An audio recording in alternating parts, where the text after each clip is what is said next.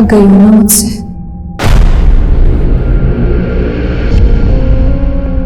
मैं भी थक गई हूं खुद से।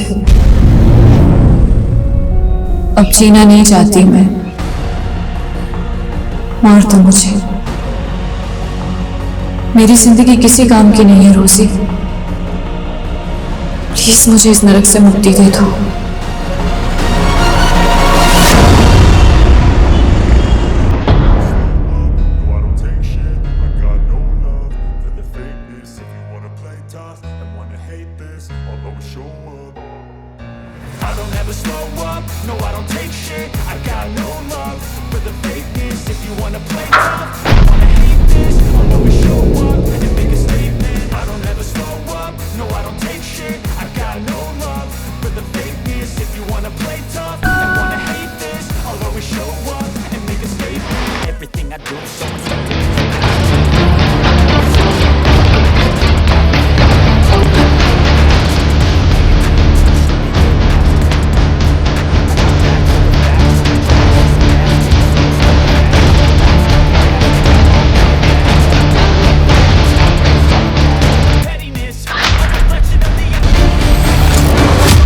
नमस्कार, मैं आशुतोष राणा क्राइम पेट्रोल के इस नए अध्याय शातिर क्रिमिनल्स में आप सभी का हार्दिक स्वागत करता हूं। हमारे देश में डाकू के संत बनने की कथा भी मिलती है। वहीं दूसरी तरफ हमारे यहां ऐसे लोग भी हैं जिन्हें कभी लोग अपना रोल मॉडल मानते थे, लेकिन कालांतर में वे कई घिनौने अपराधों में लिप्त हो गए। यह श्रृंखला एक आम इंसान के अंदर पनपते देव और दानव के द्वंद्व की एक मिसाल है। ऐसे द्वंद्व प्रत्येक मनुष्य के भीतर हमेशा चलते रहते हैं, लेकिन ऐसा क्या होता है जो इंसानियत गर्त में और हैवानियत ऊंचाई पर पहुंच जाती है, और जिसने मनिका के शरीर और उसके अंतर्मन को तोड़कर रख दिया था। मनिका की यह दुर्गति ऐसे शातिर और खूंखार अपराधी द्वारा की गई थी जिसने एक विकराल दानव का रूप ले लिया था, जो हिंदुस्तान की लगभग हर इन्वेस्टिगेटिव एजेंसी का एक बड़ा सरदर्द बन गया था।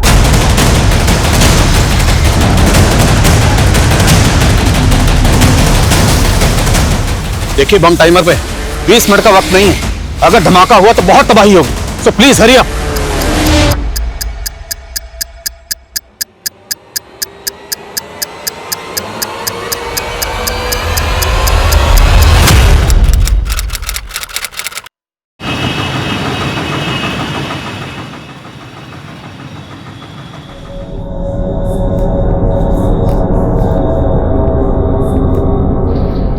एक मिनट, क्या काम है? वो मुझे इस वार्ड के पेशेंट को इंजेक्शन देना है। लेकिन इस वार्ड में तो नर्स रोजी की ड्यूटी है। आप कौन? मैं मनिका। रोजी की तबीयत नहीं ठीक है तो मुझे इंजेक्शन देना होगा। ठीक है, जाइए।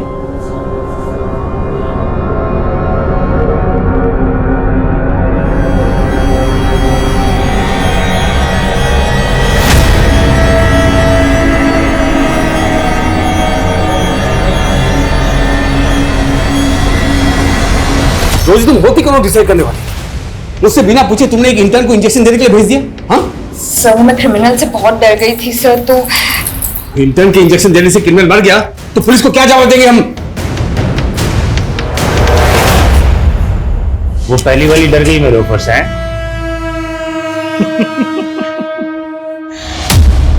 लेकिन उसकी जगह तू कमा सकती है लाखों रुपया। बाजू दो अपना। क्या बाजू?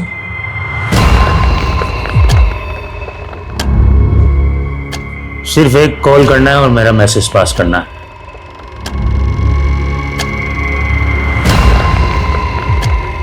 लाखों रुपया, एक कॉल और लाखों रुपए। सोच ले। कॉल करके क्या मैसेज देना है? 12 तारीख को कपूरथला में बारिश आएगी, कहना अमरिंदर ने बोला है।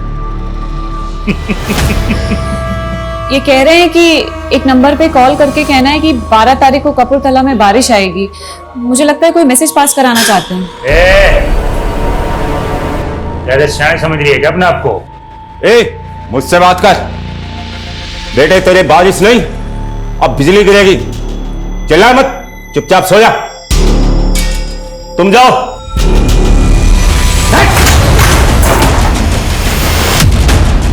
बिजली गिराएगा? चल चल पीछे।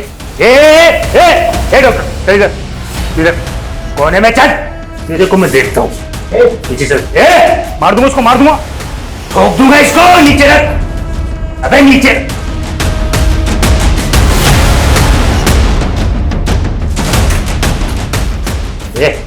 पीछे चल, चल, हट, चल, पीछे रहना, पीछे चल, चुपचाप चल। पीछे रह, अरे चल नीचे। तेरा ये रास्ता गलत है, छोड़ दे इसको। ठीक है, चल चुपचाप से, चल चल चल चल चल चल चल जल्दी। हट।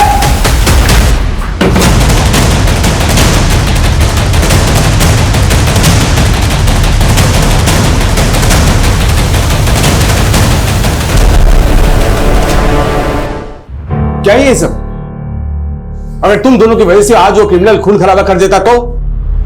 सॉरी सर, लेकिन उसने कोई खून खराबा नहीं किया, बल्कि पुलिस को उसके मंसूबों का पता लगा है सर। अच्छा, इसके लिए तुम्हें मेडल मिलना चाहिए, वो भी देख नहीं दो।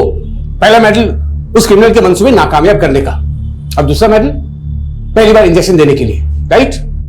नो सर, ये मैंने पहली बार इंजेक्शन नहीं दिया है, मैं इससे पहले 15 बार दे चुकी हूँ सर। क्या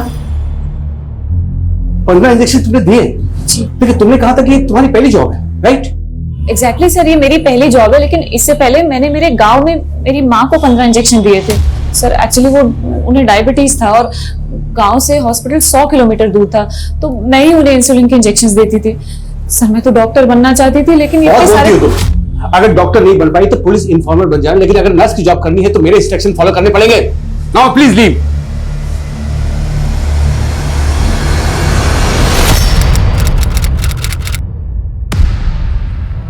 yes sir. Come in Adil, have seat. Thank you sir. Last week में हुई एक मुठभेड़ में एक कट्टरवादी मारा गया था और उसके पास पड़ोसी मुल्क के 7 लोगों के पासपोर्ट मिले। उनमें से एक पासपोर्ट पे जुल्फिकार आलम का नाम था, लेकिन उस पर फोटो ये है।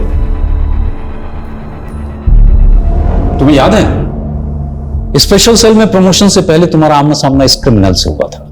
ऑफ कोर्स सर, ये गुलशन खन्ना है।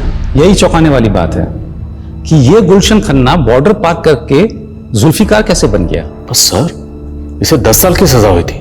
आई नो, इसे अभी भी जेल में होना चाहिए था, लेकिन जेल में बहुत बड़ा गुफअप हुआ है। इत्तेफाक से उस जेल में गुलशन खन्ना नाम के 2 कैदी थे। इस गुलशन खन्ना को 10 साल की सजा हुई थी और दूसरे गुलशन खन्ना को 8 साल की। तो मतलब गुलशन खन्ना को जमानत मिली, लेकिन उस जमानत पर वो गुलशन खन्ना बाहर नहीं गया, जेल से बाहर गया ये वाला गुलशन खन्ना। राइट। हमें इस गुलशन खन्ना उर्फ जुल्फिकार को ढूंढना होगा। मगर सर, अगर ये इस वक्त भी पड़ोसी मुल्क में हुआ तो? नहीं, इंटेलिजेंस का मानना है कि वो पड़ोसी मुल्क में ट्रेनिंग के लिए गया जरूर था, लेकिन अब शायद वो इंडिया में वापस अपने साथियों के साथ कुछ तो खतरनाक करने वाला है, जिसका कि सस्पेंस अभी तक बरकरार है। मेरे लिए क्या हुक्म है सर? इस गुलशन खन्ना को ढूंढना है और इंटेलिजेंस के हवाले करना है, और वो भी सिर्फ 15 दिन के अंदर। आई श्योर, ये गुलशन खन्ना जहां कहीं भी होगा ढूंढ निकालूंगा सर। अमरिंदर को आज ग्लोबल ग्रीन हॉस्पिटल से कोर्ट ले जाया जा रहा है।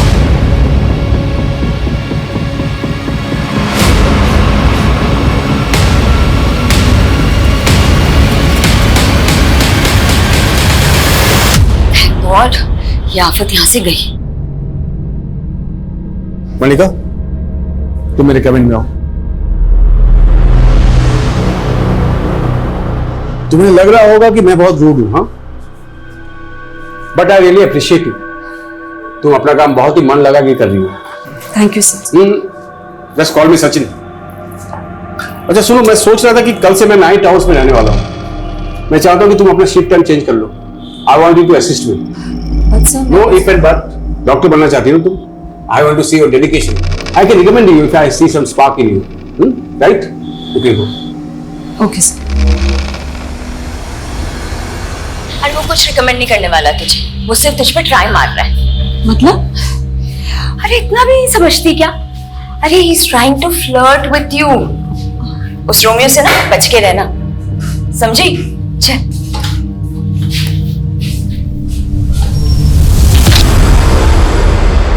सर, रिकॉर्ड के मुताबिक गुलशन खन्ना पंजाब के फिरोजपुर का रहने वाला था और 10 साल पहले इसकी गिरफ्तारी के बाद इसकी मदर भी गुजर गई थी और 3 साल पहले जब वो जेल से बाहर आया तब से वो फिरोजपुर में भी नहीं देखा गया। सर, शायद इसको पकड़े जाने का खतरा हो, इसलिए इसने बॉर्डर क्रॉस कर लिया। लेकिन एक छोटा सा क्रिमिनल बॉर्डर पार करने में कामयाब कैसे हुआ और कट्टरवादी बन गया? हो सकता है ये बाकी के भी गुलशन की तरह क्रिमिनल्स हों और कट्टरवादी बन गए। सर, क्रिमिनल डाटाबेस से इन सबके फोटो टैली करवाता हूँ। पर अहम सवाल यह है कि गुलशन खन्ना इतनी बड़ी जालसाजी करके जेल से फरार होने में कामयाब कैसे हुआ? आखिर जेल में चल क्या रहा था?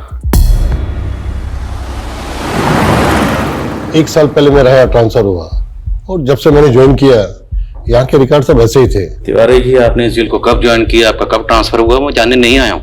मेरे लिए मुद्दा यह है कि जब जमानत गुलशन खन्ना 2 को मिली तो जेल से बाहर गुलशन 1 कैसे चला गया? अनफॉर्चुनेटली इन दोनों की फोटो इंटरचेंज हो गई, लेकिन मैं इसमें इन्वॉल्व नहीं हूँ, इसकी जांच बैठी है। गुलशन खन्ना 2 अभी जेल में है ना, हमें मिलना उससे। साहब, मुझे नहीं पता था कि मेरी जमानत करवाई गई थी। वो दूसरा गुलशन जरूर कोई 30 मार खा होगा जो इतना बड़ा खेल करके चला गया। साहब, जरा हम भी जाने कितना बड़ा 30 मार खा था और क्या जानते हैं इसके बारे में? साहब, मैं उसके बारे में कुछ नहीं जानता, यहां तक कि मेरी उससे कभी बात भी नहीं हुई। इधर जेल में वो हमेशा मकबूल भाई से चिपका रहता। साहब, इधर जेल में हर कोई मकबूल भाई की इज्जत करता था। फिर हम भी मिलते हैं इस मकबूल भाई से। साहब, मकबूल भाई को तो फांसी की सजा सुनाई गई, उनको तो फांसी भी होगी। What? मुझे नहीं मालूम था तुम शांतिनगर में रहती हो। वैसे रोज मैं यहीं से जाता हूँ, मैं तुम्हें ड्रॉप कर दिया करूंगा। ठीक है? नहीं डॉक्टर, सचिन, भूल गई तुम? देखो, इतना फॉर्मल होने की जरूरत नहीं है ना, इतना हेजिटेट कर लेंगे। Relax. Hello? What the hell? क्या हुआ? वो क्रिमिनल अमरिंदर पुलिस कस्टडी से भाग गया। सर, कमें? सर, गुलशन खन्ना के अलावा बाकी किसी के भी क्रिमिनल रिकॉर्ड्स का मालूम नहीं चला। वो मकबूल ज़ैदी, गुलशन खन्ना जिसके टच में था वो क्रिमिनल लॉयर था, तो पूरे चांसेस हैं कि मकबूल ज़ैदी उस लॉयर को भी जानता हो जिसने दूसरे गुलशन खन्ना की जमानत करवाई थी। हो सकता है सर। और सर, मकबूल ज़ैदी का पास रिकॉर्ड भी काफी इंटरेस्टिंग है।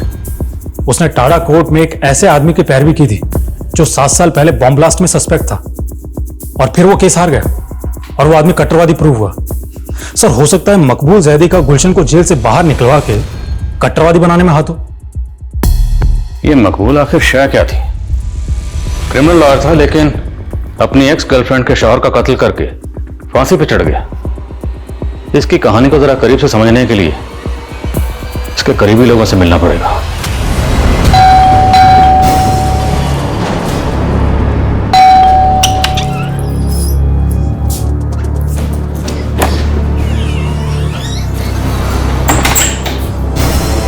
क्या हुआ? इतनी डरी हुई क्यों लग रही है? कुछ नहीं दीदी, वो हॉस्पिटल की नाइट ड्यूटी रहती है ना, तो थोड़ी एंजाइटी हो जाती है। तो जरूरत क्या है नर्स की ड्यूटी करने की? अरे क्यों नहीं? जॉब नहीं करेगी तो बोर हो जाएगी, और तुम्हें तो खुश होना चाहिए कि ये खुद अपने पैरों पे खड़ी हो जाएगी। जीजू, मैं आप लोगों पर बोझ नहीं बनना चाहती। मैं एक घर रेंट पर ही ले। कैसी बात कर रही है मनिका? वो तो तुझे बस मोटिवेट करने के लिए कह रहे हैं। हाँ, एक मिनट।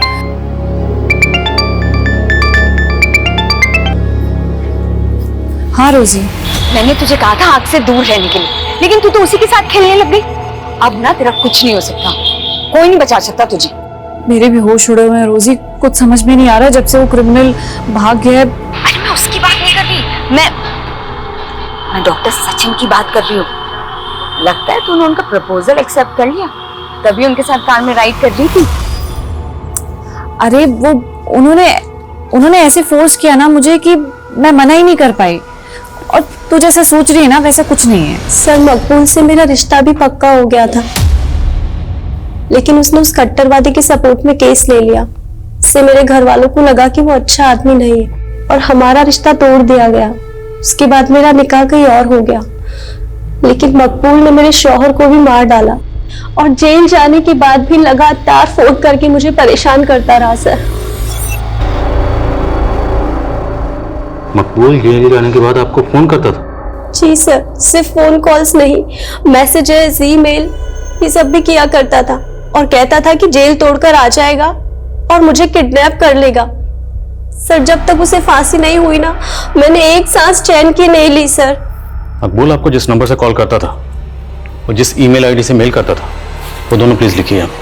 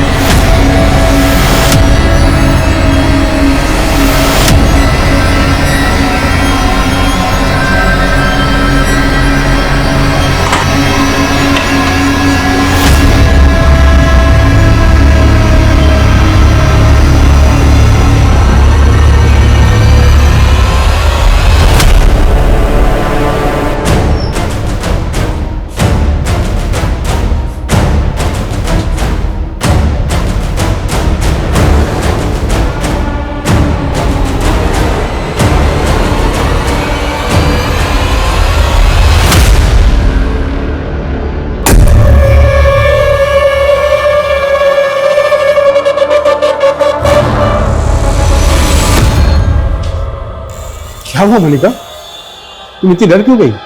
Are you alright? ठीक हो?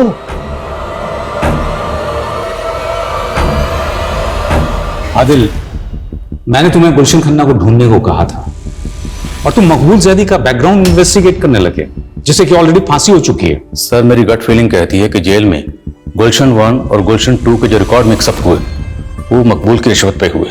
हालांकि मकबूल अब इस दुनिया में नहीं है, इसलिए उसका किया सामने लाना थोड़ा मुश्किल है, पर सर स्ट्रांगली फील कि सच यही है, क्योंकि सर गुलशन जेल में मकबूल के टच में था और सर ये मकबूल जेल में रहते हुए भी फेक आईडी से लिया गया सिम इस्तेमाल करता था। उस सिम से ना सिर्फ वो अपनी गर्लफ्रेंड को कॉल करता था, बल्कि फेक आईडी से लिए गए और कई नंबर्स पे लगातार कॉल करता था। उस जेल में इतना कुछ हो रहा था? सर इतना ही नहीं, हमें तो यहां तक पता चला है कि मकबूल जेल में रह के ईमेल भी करता था। जिस ईमेल आईडी का वो इस्तेमाल कर रहा था, साइबर टीम की मदद से हमने उसकी डिटेल्स निकलवाई। सर आपको जानकर ताज्जुब होगा कि मकबूल के मरने के बाद भी वो ईमेल आईडी अभी भी एक्टिव है। सर इनमें से ज्यादातर ईमेल्स में तो ऊट पटांग शेरोशायरी लिखी गई, लेकिन ये जो आखिरी 2 ईमेल्स हैं ये गौर करने लायक है। मैच पोस्टपोन नहीं होगा, प्लेयर्स को बोलो अच्छी तरह प्रैक्टिस करें। सर आई थिंक ये कोई कोड लैंग्वेज है जिसके जरिए कोई इंस्ट्रक्शन पास ऑन की गई है। जिस आईडी से ये मेल आया वो ट्रेस हुआ? नहीं सर अभी तक नहीं, लेकिन साइबर टीम कोशिश कर रही है। और सर इस ईमेल के अगले दिन एक और ईमेल आया, ये वाला। अब इसमें ना तो कोई वर्ड्स है ना कोई सेंटेंस है, इसमें सिर्फ डिजिट्स है, 22 डिजिट, टोटल 22 डिजिट्स। सर हो ना हो ये कोई कोड है और हमें इस कोड को जल्द से जल्द डिकोड करना होगा ताकि हम किसी भी बड़े हादसे को होने से रोक सकें। हेलो, आजकल बहुत चिपक रही है डॉक्टर सच्ची से तुम। एक मामूली सी नर्स होकर डॉक्टर से शादी करने का सोच रही है। क्या बकवास कर रहे हो तुम? हो कौन तुम? मैं जो भी हूँ। जल्दी जान जाएगी। अब दूर रहे डॉक्टर सचिन से, वरना बहुत पछताएगी। उसने तुम्हें मुझसे दूर रहने की धमकी दी, था कौन वो? उसने कुछ नहीं बताया सर, लेकिन जरूर उसे कोई गलतफहमी हो रही है, क्योंकि हमारे बीच तो ऐसा कुछ है ही नहीं। मैं नहीं जानता तुम मुझे लेकर क्या सोचती हो, लेकिन देखो सच तो यह है कि मैं तुम्हें पसंद करने लगा हूं। ये क्या कह रहे हैं सर आप? पहले तुम्हारी सिस्टर तुम्हारी शादी किसी और से करवाना चाहती है, लेकिन मेरा दिल ये कह रहा है कि तुम भी मुझे पसंद करने लगी। सर मैं I know Manika, it's too early. इतनी जल्दी तुम्हारे लिए हाँ बोलना इतना आसान नहीं है, लेकिन take your time, I will wait. Department के कई एक्सपर्ट्स से मैंने इस 22 डिजिट के कोड को डिकोड करवाने की कोशिश की, लेकिन कोई प्रोग्रेस नहीं है। लेकिन सर इन कोड्स को डिकोड करना निहायत जरूरी है। सर इससे पहले कोई बड़ा हादसा हो, हमें बिना वक्त गवाए इन्हें डिकोड करना चाहिए। मैंने भी यही कंसर्न शो किया था, लेकिन उनका कहना है कि ये केस सेंट्रल इन्वेस्टिगेटिव एजेंसी को सौंप दिया जाए, जो कि इस तरह के केसेस की एक्सपर्ट है। बट सर आपने मुझे 15 दिन दिए थे, अभी तो सिर्फ 10 दिन हुए हैं सर। वैसे भी डिसाइड हो चुका है, we are no more in this case. Sir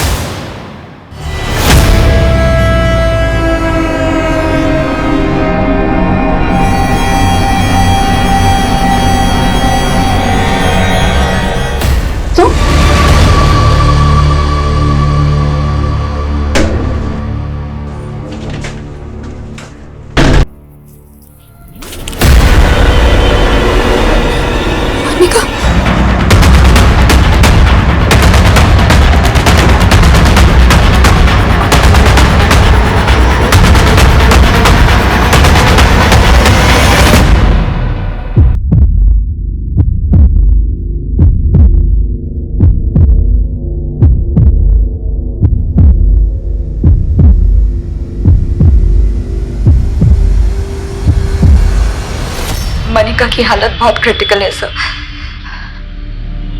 उसके साथ किसी ने चेंजिंग रूम में। सिस्टर, आप हमें क्राइम सीन दिखा सकती हैं? Yes this sir. Don't touch, don't this room. जी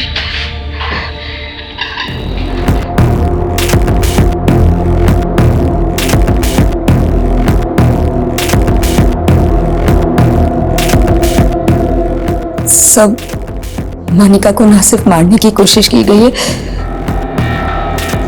बल्कि शायद उसके साथ रेप भी। सर, चेंजिंग रूम के आसपास के एरिया में कोई सीसीटीवी इंस्टॉल नहीं है। मनिका कल नाइट ड्यूटी पे थी, उसकी ड्यूटी 5-6 बजे तक चली होगी। उसके बाद वो चेंज करने के लिए वहां आई है। भले चेंजिंग रूम के पास कोई सीसीटीवी इंस्टॉल नहीं, पर अब क्या दुनिया के सारे क्राइम का पता सीसीटीवी से चलेगा? हॉस्पिटल है, इतना बड़ा स्टाफ है, स्टाफ की आंख और कान तो खुले होंगे ना। इतना बड़ा कांड हुआ, किसी ने कुछ देखा नहीं, कुछ सुना नहीं। How it's possible? सर, अभी तक तो किसी ने कोई स्टेटमेंट नहीं दी है। अब पता नहीं ये काम आउटसाइडर का है इनसाइडर का है। मैं हॉस्पिटल की बाकी सीसीटीवी फुटेज चेक करवा रहा हूँ। Quick sir.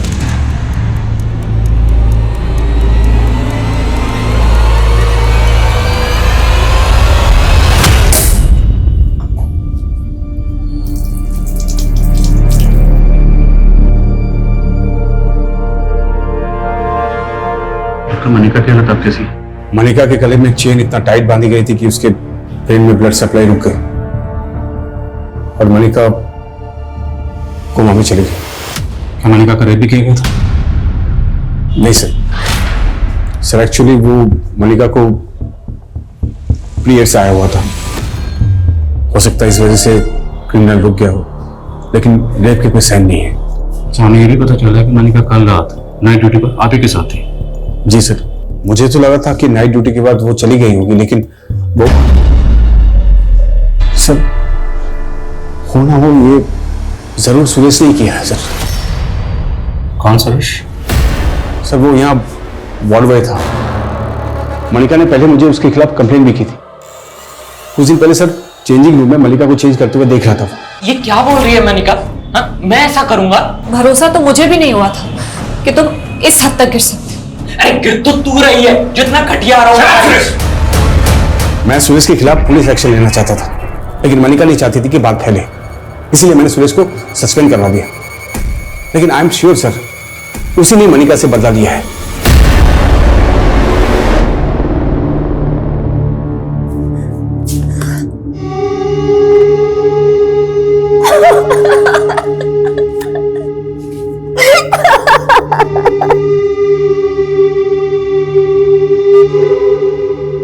सर मैंने कुछ नहीं किया सर।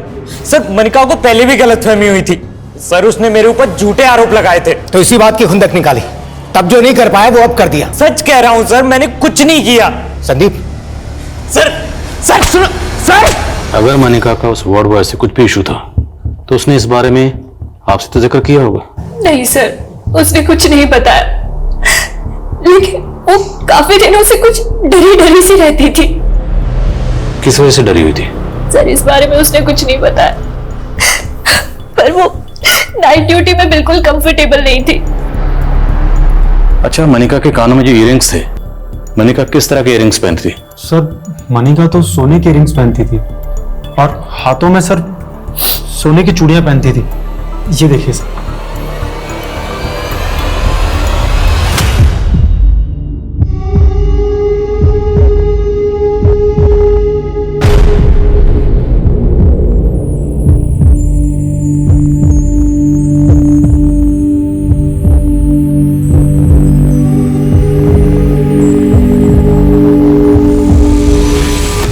और सुरेश ने भी अभी तक मुंह नहीं खोला है।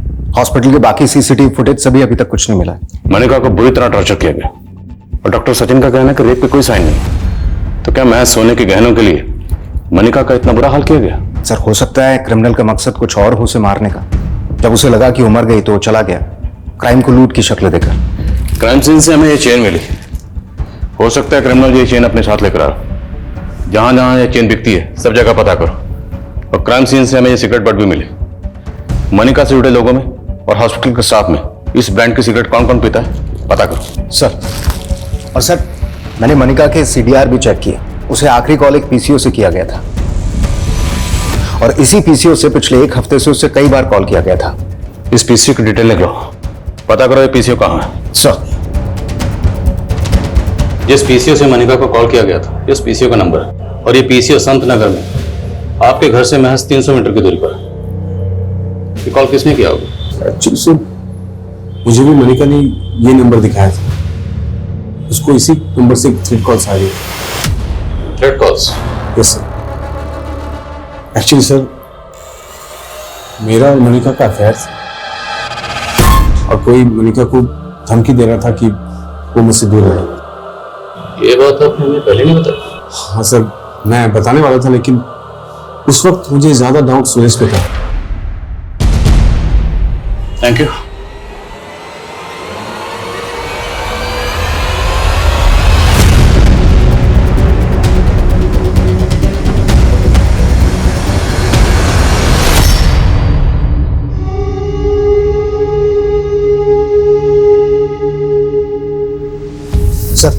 वैशाली पुलिस को जब मनिका के साथ हुए क्राइम के बारे में पता चला तो उन्होंने मुझे कुछ अपडेट दी।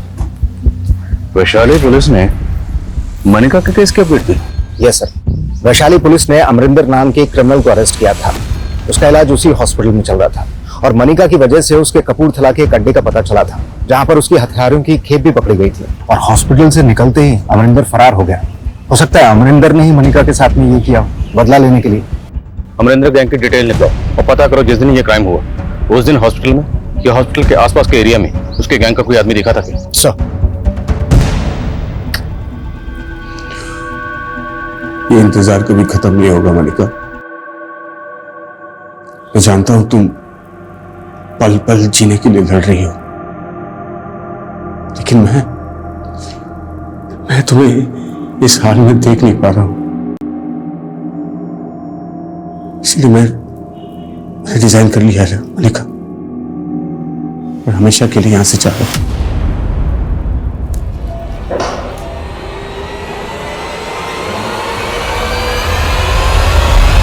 जी sir. Sir, all update. Jain sir, उस तरह की चेन ज्यादातर हार्डवेयर स्टोर पे मिलती है, लेकिन उस जरिए से भी कोई लीड नहीं मिला है और उस ब्रांड का सिगरेट भी काफी कॉमन है। काफी लोग वो सिगरेट पीते हैं। अमरिंदर गैंग की कुछ डिटेल? सर, फरार होने के बाद रिसेंटली उसने गन के साथ में अपनी एक फोटो सोशल मीडिया पर अपलोड की है। आए दिन फेक आईडी से अपनी इस तरीके की फोटोज अपलोड करता रहता है। सर हॉस्पिटल से मनिका की हेल्थ रिपोर्ट आ गई है। हॉस्पिटल वालों का कहना है कि मनिका ने रिएक्ट करना भी बंद कर दिया। अब कहना मुश्किल है कि वो कोमा से बाहर कब तक आएगी। सच बहुत डरावना है। ये पल पल मुझे डरा रहा है, पर मैं बेजुबान नहीं रहना चाहती। मैं बोलना चाहती हूँ, आंखें खोल के फिर से इस दुनिया को देखना चाहती हूँ, लेकिन कब? मनिका को कोमा में गए 2 महीने से ज्यादा गुजर चुके थे, लेकिन मनिका को उस हाल में किसने पहुंचाया होगा यह अब भी राज बना हुआ था। पुलिस सोच रही थी कि मनिका की गवाही इस केस को लीड देगी, लेकिन मनिका के रिकवर करने या स्वस्थ होने की संभावना दिन प्रतिदिन खत्म होती जा रही थी कि तभी अचानक मीडिया इस केस को एक चौंका देने वाला एंगल देने लगी। इस क्राइम को लेकर मीडिया में ज्यादा कोई हरकत नहीं थी, लेकिन मैं आज इस केस से जुड़े कई रहस्य उजागर करने वाली हूँ। ग्लोबल ग्रीन हॉस्पिटल की नर्स, जिसे उसके ही हॉस्पिटल के चेंजिंग रूम में उसे मारने की कोशिश की गई, उसके साथ हुए असल गुनाह की सच्चाई छिपाई जा रही है। हमारे हाथ क्राइम सीन के कुछ ऐसे फोटोज लगे हैं जो चौंकाने वाले हैं। इन फोटोज में विक्टिम की लोअर बॉडी पे कोई कपड़ा नहीं था, तो जाहिर करता है कि शायद उसके साथ रेप भी किया गया होगा। तो क्या असलियत दबाई जा रही है? ये क्राइम सीन के फोटोग्राफ्स मीडिया के हाथ कैसे लगे? सर हमारी टीम से ऐसी गलती नहीं हो सकती। तो फिर ये फोटोग्राफ मीडिया में लीक कैसे हो गए?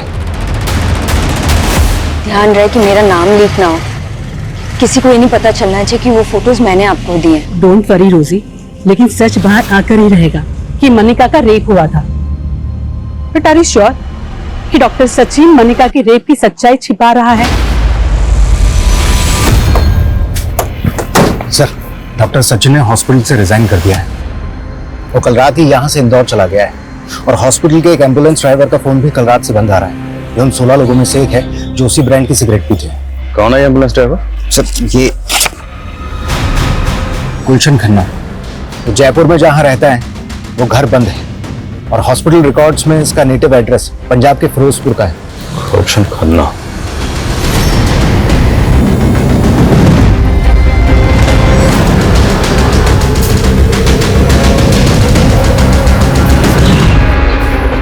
गुलशन अगर फिरोजपुर नहीं पहुंचा तो गया कहां? पता नहीं सर। सर, लेकिन डॉक्टर सचिन गायब नहीं है। लेकिन डॉक्टर सचिन के रिजाइन करते ही गुलशन खन्ना गायब हुआ है। हो सकता है इसमें इन दोनों की मिलीभगत हो। इस डॉक्टर सचिन पर नजर रखो और गुलशन खन्ना इसके लिए लुकआउट नोटिस जारी करो। Okay sir. गुलशन खन्ना 10 साल पहले मनिका का गुनहगार था, जिसे पुलिस ने 10 साल पहले खबरियों की टिप पर चंडीगढ़ से गिरफ्तार कर लिया था। लेकिन क्या 10 साल बाद वो वाकई जुल्फिकार आलम बन चुका था, या फिर ये कोई ऐसा चक्रव्यूह था जिसमें पुलिस उलझ कर रह गई थी? ऐसा लग रहा है एक सदी गुजर गई यहाँ पड़े पड़े।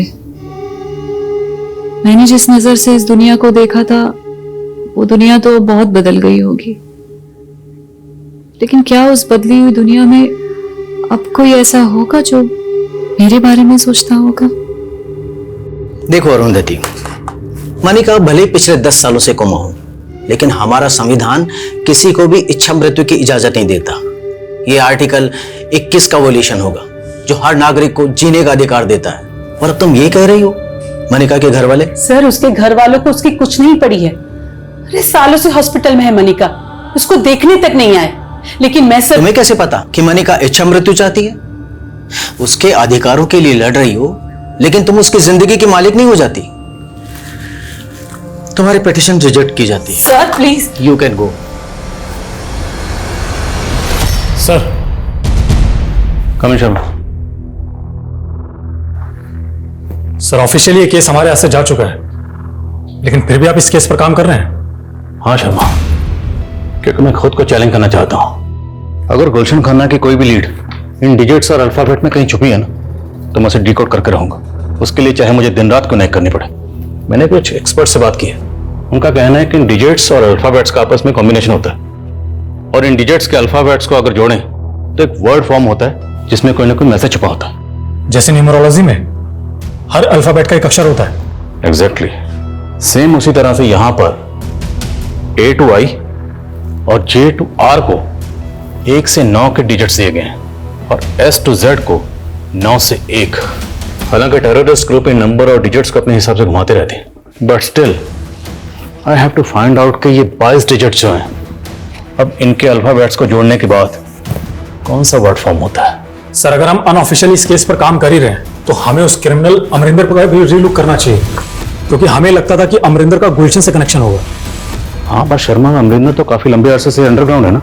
सर, अगर मान लें कि अमरिंदर का गुलशन से कनेक्शन हो तो मकबूल भी अमरिंदर से कनेक्टेड हो। मुमकिन है। Investigate it. Arundhati madam, court कुछ भी कहे, लेकिन मनिका रोज मेरे सपने में आती है और यही कहती है कि उसे इस नर्क से मुक्ति चाहिए। मुक्ति तो हम नहीं दे सकते, लेकिन क्या तुम्हें लगता है कि मनिका की इस हालत के जिम्मेदार सिर्फ गुलशन नहीं, डॉक्टर सचिन भी है? उसने ही जानबूझकर मनिका की रेप केस की बात छिपाई थी। अब इन बातों का क्या फायदा मैडम? पुलिस ने अरेस्ट तो सिर्फ गुलशन को ही किया था ना।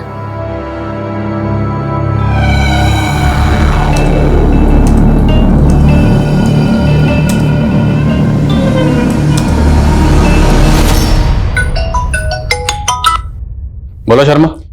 सर, मैं अमरिंदर की इंफॉर्मेशन कलेक्ट करने के लिए उसके होम टाउन गंगानगर आया हुआ था। सर, मुझे गंगानगर पुलिस स्टेशन से 3 साल पहले हुए 2 बहनों के रेप केस के बारे में पता चला है, जिनकी लाशें पेड़ पे लटकी हुई मिली थी। और इसका हमारे केस से कोई ताल्लुक? सर, कनेक्शन है। इस रेप केस के एक विटनेस ने उन दोनों बहनों के साथ एक अज्ञात आदमी को देखा था। उसका स्केच भी बना था और वो स्केच गुलशन खन्ना के चेहरे से मैच करता है। सर ये रेप केस उसी दौरान सामने आया जब गुलशन खन्ना जेल से फरार हुआ था। मतलब जेल से फरार होने के बाद गुलशन खन्ना ने गंगानगर में 2 लड़कियों का रेप और कत्ल किया। जी सर। और सर मनिका के केस में भी यही सवाल उठते थे कि मनिका का भी रेप हुआ था। पर उस वक्त डॉक्टर सचिन ने साफ साफ कहा था कि मनिका का रेप नहीं हुआ है। मेरे साथ हुए गुनाहों के राज रोज मेरे अंदर मर रहे हैं और कोई नहीं जानता मैं क्या चाहती हूँ, जिंदगी या मौत।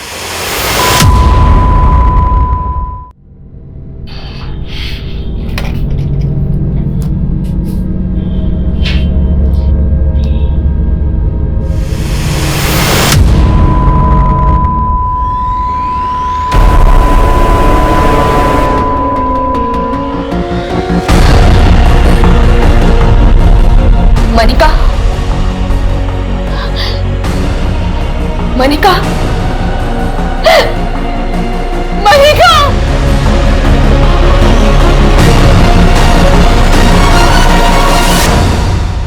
मनिका के लिए की जा रही इच्छा मृत्यु की फरियाद अदालत लगातार अस्वीकार करती जा रही थी, लेकिन 10 साल से मनिका के अंतर मन में चलती आ रही उसके दर्द की पुकार कुदरत ने ऐसे सुनी कि उसे एक खामोश मौत का फैसला सुना दिया। लेकिन मनिका मरने के बाद भी मीडिया के लिए जिंदा हो गई। मुद्दा फिर से गर्म होने लगा और यह सवाल दोबारा उठने लगे कि क्या उसका 10 साल पहले रेप भी हुआ था। और जब यह जग जाहिर हो गया कि मनिका का गुनहगार गुलशन खन्ना जेल से फरार है, तो पुलिस चारों तरफ दबावों से घिर गई। सर हम गुलशन खन्ना का तो अभी तक पता नहीं लगा पाए, पर मुझे लगता है कि जो 22 डिजिट का कोड था वो मैंने डिकोड कर लिया है। तुमने डिकोड कर लिया? Yes sir.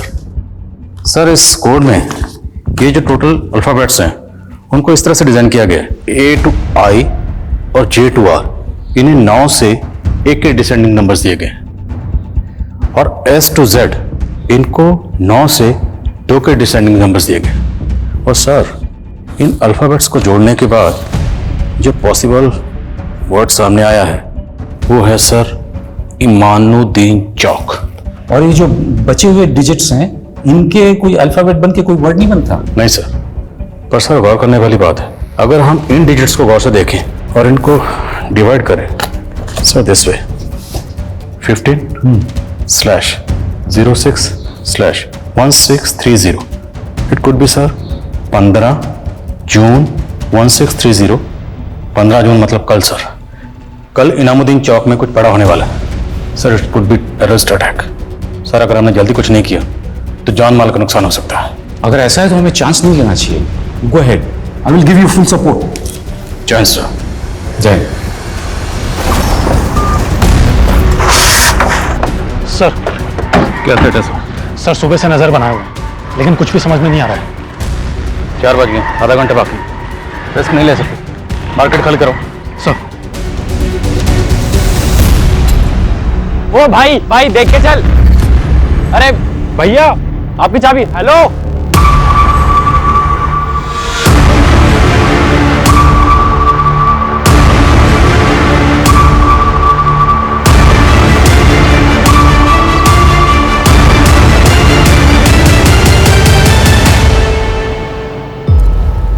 ये तो स्कूटर या बाइक की चाबी है। इस तरह से अपनी चाबी छोड़कर क्यों भागा है?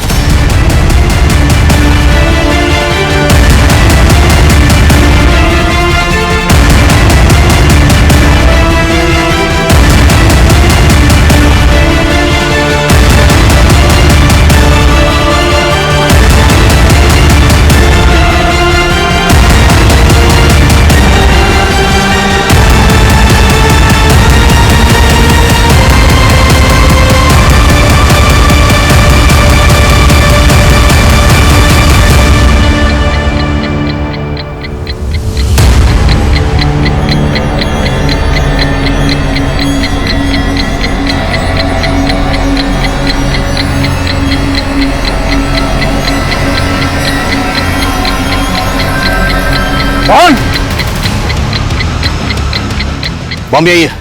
तुरंत बम स्क्वाड को फोन करो और पूरा इलाका खाली करो। देखिए बम टाइमर पे 20 मिनट का वक्त नहीं है, अगर धमाका हुआ तो बहुत तबाही होगी, सो प्लीज हरी अप।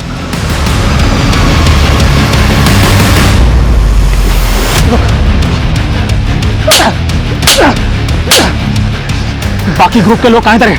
हाँ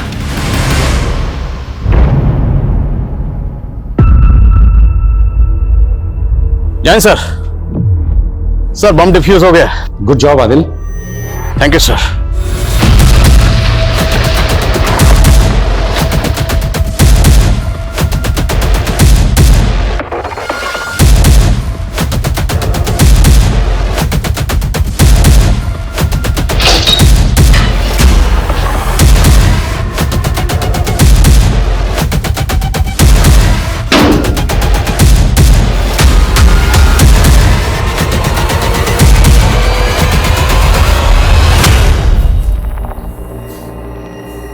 शुरू।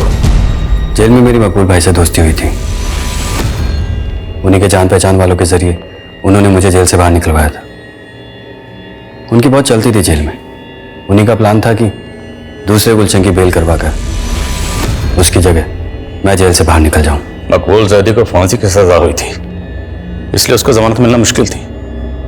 इसीलिए उसने इस मिशन पर अपनी जगह तुझे भेजा। हाँ साहब, मैं जेल से सजा काट कर बाहर निकलता भी तो मुझे कोई नहीं पूछता, और यहाँ मुझे एक नई पहचान, एक नई जिंदगी मिल रही थी। किसी मासूम की जिंदगी उजाड़ कर तो खुद के लिए नई जिंदगी ढूंढ रहा था। बोल, जेल से छूटने के बाद तो सीधा अमरिंदर के गांव गया था, क्यों? वो भी तेरे ग्रुप में शामिल था? नहीं, वो जब हॉस्पिटल में मनिका ने अमरिंदर की पोल खोल दी थी, तब उस समय मेरी ड्यूटी वहीं थी। अमरिंदर के कहने पर ही मैंने उसका मैसेज पास किया था। अमरिंदर को आज ग्लोबल ग्रीन हॉस्पिटल से कोर्ट ले जाया जा रहा है। तब वो वहां से भाग गया था, लेकिन उस पर मेरे पैसे बकाया थे। उसने मुझसे वादा किया था कि उसकी इंफॉर्मेशन पास कर दूंगा तो वो मुझे पैसा देगा। जेल से छूटकर मैं वही लेने गया था, और वहां 2 लड़कियां दिखी, तो मकबूल भाई के दोस्तों के साथ मिलकर उनके साथ मजाक किया और पेट पे टांग दिया। और 10 साल पहले तूने मनिका का रेप भी किया होगा। जबान की बहुत तेज थी साहब, अपने आगे मर्दों को कुछ समझती नहीं थी। इसी अकड़ में वो अमरिंदर से बिगड़ गई। मैं भी देखना चाहता था कि कितनी गर्मी है उसमें। कपड़े बदलते हुए देखता था सामने उसे, बहुत अच्छी लगती थी मुझे। उसको प्रपोज भी करना चाहता था, पर उसने मुझे कभी भाव ही नहीं दिया। उस डॉक्टर सचिन को भाव देने लगी, तो मैंने उसको धमकी दी। मनिका को धमकाने के लिए तो उन्हें डॉक्टर सचिन के घर के पास वाला पीसीओ इस्तेमाल किया। क्यों? डॉक्टर सचिन अमरिंदर का इलाज कर रहा था। पहले भी अमरिंदर का मैसेज पास किया था उस पीसीओ से मैंने, ताकि अगर बात खुले तो सारा शक डॉक्टर सचिन पे जाए। और फिर बाद में मनिका को भी उसी पीसीओ से फोन करके धमकी दी, लेकिन वो नहीं मानी। तो उस दिन क्यों? और डॉक्टर सचिन ने कहा कि उसका रेप नहीं हुआ। तो मैं खुद हैरान था कि उसने ऐसा क्यों कहा। सर, मैं शादी करना चाहता था मनिका से, इसलिए मैं ये नहीं चाहता था कि उसकी बदनामी हो।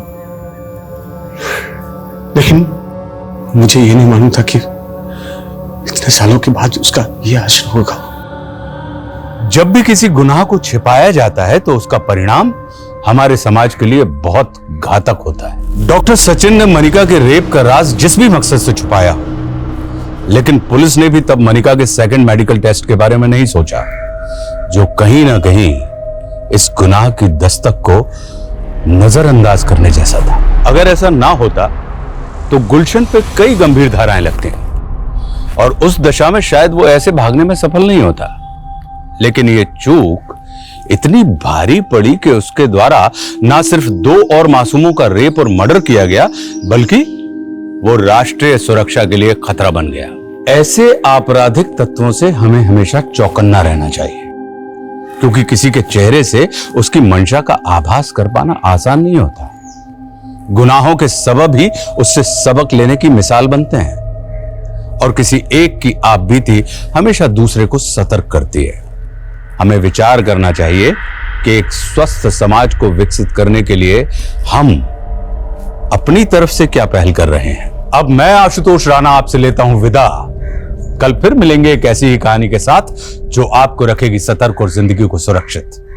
तब तक अपना और अपने परिवार का ख्याल रखिए और देखते रहिए क्राइम पेट्रोल सतर्क। जय हिंद। नमस्कार, मैं आशुतोष राणा क्राइम पेट्रोल सतर्क के नए अध्याय शातिर क्रिमिनल्स में आप सभी का हार्दिक स्वागत करता हूं। इस श्रृंखला में हम ऐसे कुख्यात अपराधियों की बात करेंगे जिनके दिमाग के काम करने का तरीका देखकर आपकी रूह तक कांप जाएगी कि इंसानी दिमाग किस तरह से आपको अचंभित करने की क्षमता रखता है। पावर इस दुनिया का सबसे बड़ा नशा है, लेकिन क्या पावर किसी का सगा होता है? जवाब है नहीं। और इसका सबसे बड़ा उदाहरण है भस्मासुर। आप सभी जानते हैं कि भस्मासुर यदि किसी के सर पर हाथ रख देता था तो वो भस्म हो जाता था। हुआ क्या? एक दिन उसके ही पावर ने उसे ही भस्म कर दिया।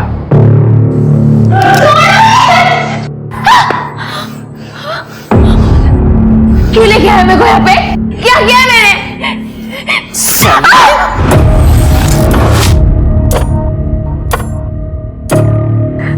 तेरे को बोली थी ना मैं, मेरे बेटे से लगन लगा ले, लेकिन तेरे को तो बहुत चर्बी चढ़ी है ना।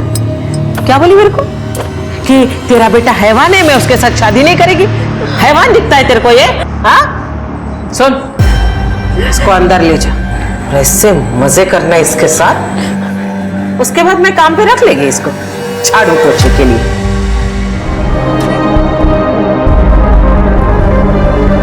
तुमने जो मेरे साथ किया है ना, किस्मत भी वही तुम लोगों के साथ करेगी। खत्म हो जाएगा परिवार। हाय है मेरी हाय। मंजरी। हाँ साहब। गने का है? पता नहीं। तेरे को कभी कुछ पता होता भी है? हाँ? बबन, पता कर गने का है, वरना सुबह शहर मेरे को उसके बिना ही जाना पड़ेगा। जी आए सर। चल बाहर निकल, चल।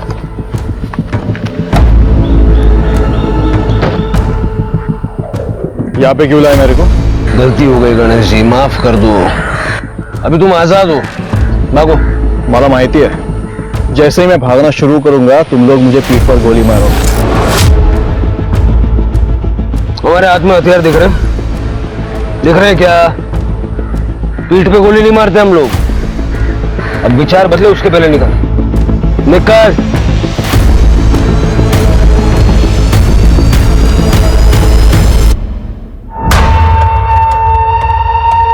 गने फोन का उचलत नहीं है, लगता है इसके बिना ही नासिक जाना पड़ेगा। बबन चल।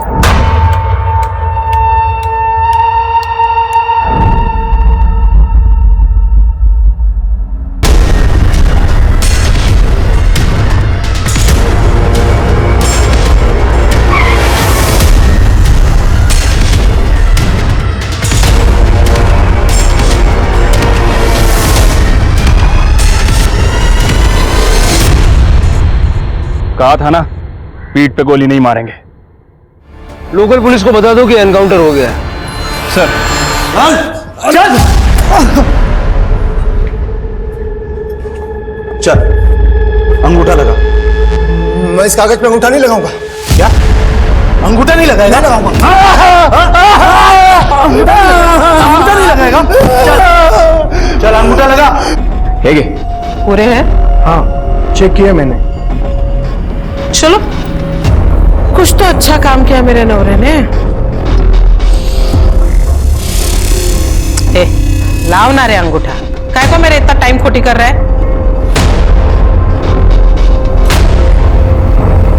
मैं अंगूठा नहीं लगाऊंगा।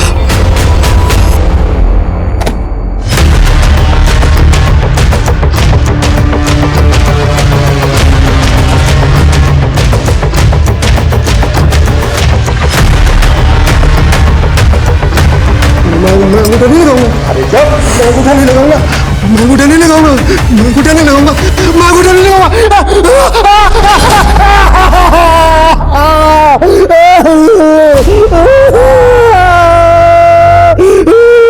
अब दे इसको, अब लगाएगा अंगूठा। चल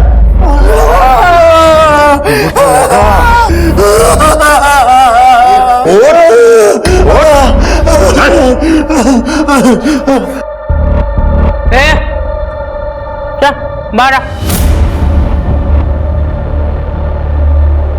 जी आई साहब।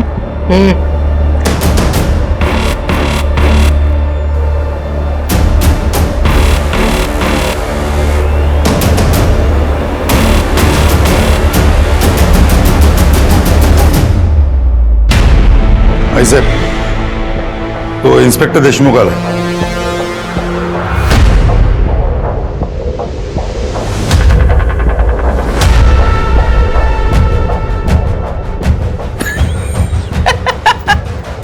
क्या रे, थोबड़ा क्यों लटका हुआ है?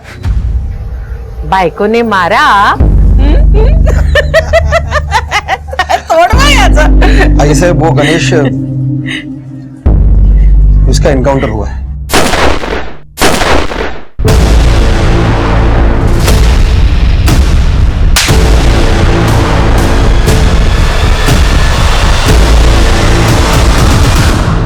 मुंबई से कोई टीम आई है। क्यों? बैंक रॉबरी इन्वेस्टिगेशन के लिए। उसका इस केस से क्या लेना देना? वो लोग बस कोई ना कोई बहाना लेके आते हैं ताकि सब कुछ लीगल लगे, और हेडक्वार्टर ने भी उन्हें अचानक भेजा तो मैं भी कुछ कर नहीं पाया, और आज सुबह हमें पता चला कि जंगल के पास गणेश की लाश पड़ी है। गणेश! आई साहब, मुझे माफ कर दीजिए।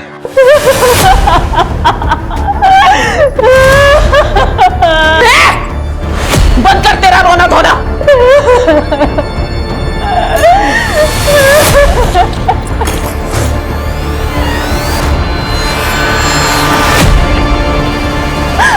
आई, गने गया तो क्या हुआ?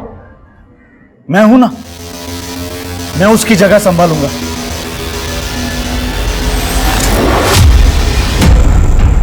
मैं वो सब कुछ करूंगा जो गणा करता था, बल्कि उससे भी अच्छा करूंगा। आई,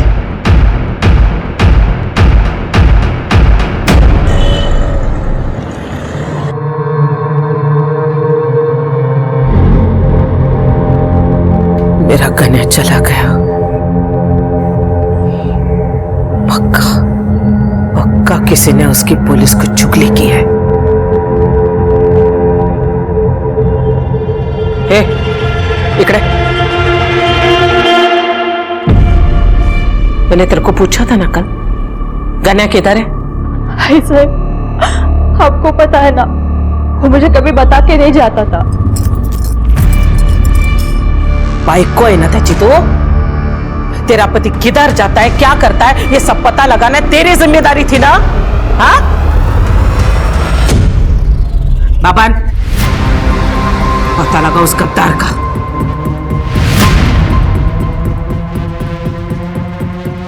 वो गद्दार चाहे मेरे परिवार का कोई क्यों ना हो, लेकिन मेरे को वो चाहिए।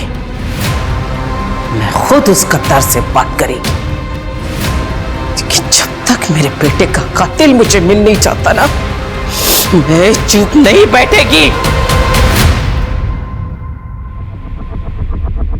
सर, ये रही आई साहब की पूरी फाइलें जो हमारे पास है। ढूंढो, स्टोर रूम में, बाथरूम में, और भी फाइल्स मिलेंगी।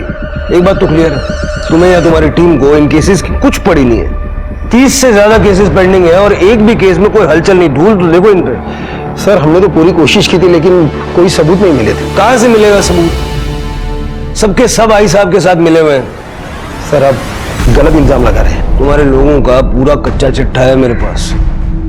कौन कितने पानी में है सब जानता हूं मैं। देखिए सर, यहाँ रहना तो उनके हिसाब से रहना पड़ता है। आपको शायद मालूम नहीं सर, वो कितनी खतरनाक औरत है। कुछ साल पहले कांस्टेबल ने प्रकाश को ड्रिंक एंड ड्राइव केस पे पकड़ा था। दूसरे दिन उस कांस्टेबल की लाश मिली थी सर, कूड़ेदान में। यहाँ के हर पॉलिटिकल पार्टी उन्हें सपोर्ट करती है। सर, आप तो हेडक्वार्टर से हैं इसलिए सेफ है, लेकिन हम नहीं। मैं तो अपना ट्रांसफर भी नहीं करवा सकता यहाँ से। अगर इस केस में मदद नहीं की ना, ट्रांसफर मैं करवा दूंगा गढ़चिरोली। देशमुख, अगर चाहते हो कि सब कुछ ठीक रहे मुझे सारी अंदर की खबरें चाहिए। हमारी मदद करोगे तो एटलीस्ट एक काम तो सही करोगे।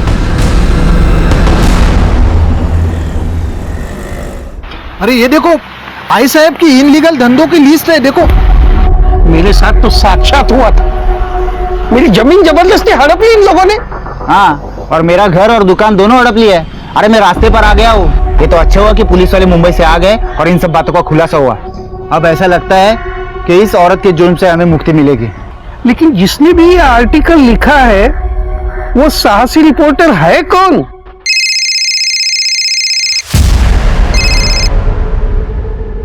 हाँ बोला साटम साहब। बहुत अच्छा आर्टिकल लिखा है जादव। अब जैसे जैसे तो आर्टिकल लिखेगा वैसे वैसे तेरे अकाउंट में पैसे भेज दिए जाएंगे। Thank you.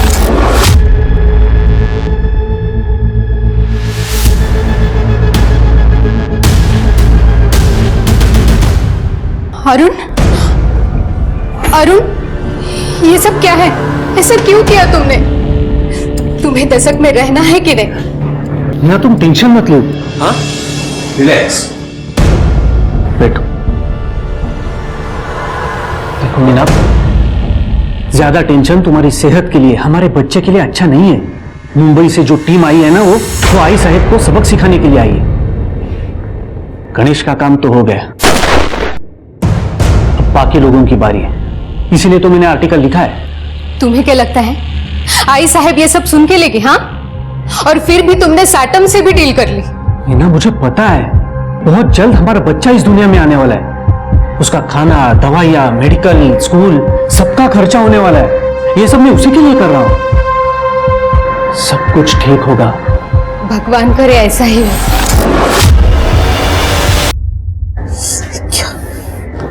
क्या ये? हाँ? कौन है ये 2 कौड़ी का रिपोर्टर?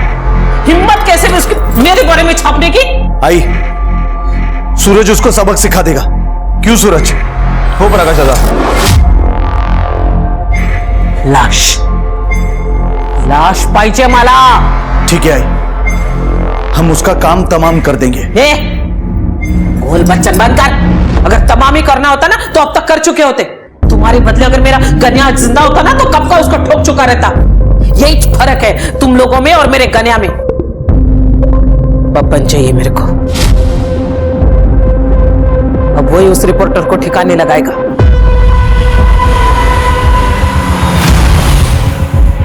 चल बाहर, चल चल चल भाग।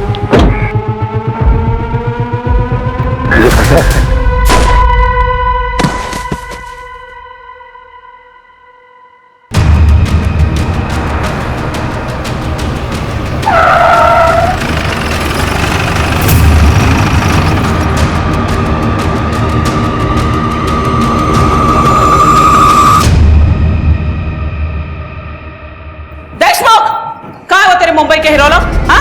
कहाँ है? ए हीरो, फाइल में क्या ढूंढ रहा है रे? ये देख, इधर खड़ी है मैं तेरे सामने। सबकी आई साहब इधर खड़ी है।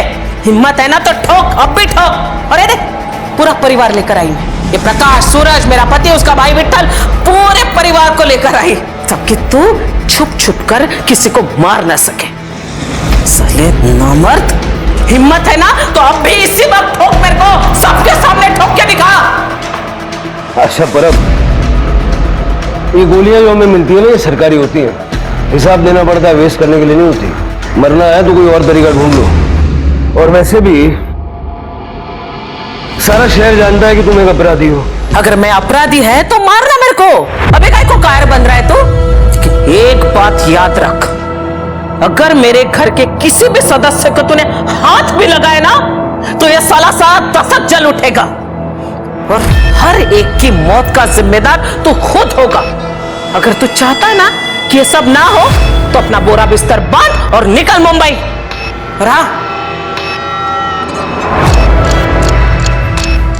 रास्ते में अगर तेरे को कुछ दारू, मटन, चखना कुछ भी चाहिए होगा ना तो मेरे घर से उठा लेना। मैं शराब नहीं पीता और शुद्ध शाकाहारी।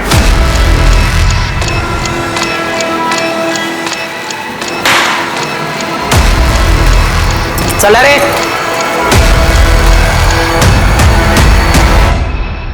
एनकाउंटर स्पेशलिस्ट अपमान के बाद चुप नहीं बैठने वाले थे और नतीजा यह हुआ कि आई साहब के 2 और वफादारों की बलि चढ़ गई। जहां आई साहब इस बात से आग बबूला थी, वहीं उसके हाथ भी बंधे हुए थे। वो बहुत अच्छे से जानती थी कि मुंबई से आए हुए ऑफिसर्स को अगर कुछ भी हुआ तो इसका अंजाम बहुत बुरा होगा। इसका नतीजा यह हुआ कि नासिक दशक की जनता का आत्मविश्वास बढ़ने लगा और उनमें से कईयों ने आई साहब के फरमान को मानने से इनकार करना भी शुरू कर दिया था। वहीं अरुण यादव ने आई साहब के काले कारनामों को उजागर करने वाले कई और सारे आर्टिकल्स लिखे और उन लेखों में अरुण ने मुंबई पुलिस की प्रशंसा भी की, जिससे आम जनता का मनोबल बढ़ गया। लेकिन आई साहब जानती थी कि अब उसे मुंबई पुलिस के आगे कुछ ऐसा करना होगा जिससे यह साबित हो सके कि नासिक दशक की असली मालकिन आज भी वही है।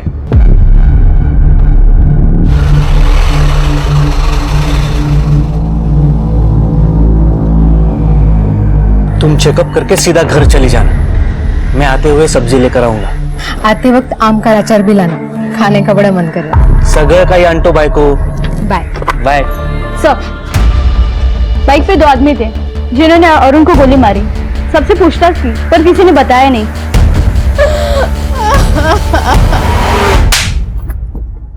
ये काम ढंग से नहीं होता तुम लोगों से। अरे साहब, मेरी गन नहीं अटकती ना तो मैं माँ कसम उसको भी ठोक देता। अब पूछो प्रकाश बाबू से। प्रकाश बाबू बोला ना वो। ये देख रहा है, ये कभी नहीं अटकता। साहेब नाही, आई साहेब नाही, नाही आई साहेब नाही, प्लीज मला एक चान्स द्या, मी करून दाखवतो तुम्हाला, प्लीज आई साहेब नाही, नाही एक। अगर तू मेरा भतीजा नहीं होता ना तो अब तक तेरी उंगलियां उड़ चुकी होती। देशमुख, अब एक और गलती नाही, एक कही वाईट बातमी मला ऐकायला नाही आली पाहिजे। ये अच्छी बातमी हो सकती है आई साहब। मीना ने किसी का नाम लेने से इनकार कर दिया, लेकिन उसने कहा है कि मेरे बच्चों को इस दुनिया में आने का मौका दीजिए प्लीज। फिर आप जो कहेंगे वो मैं करूंगी।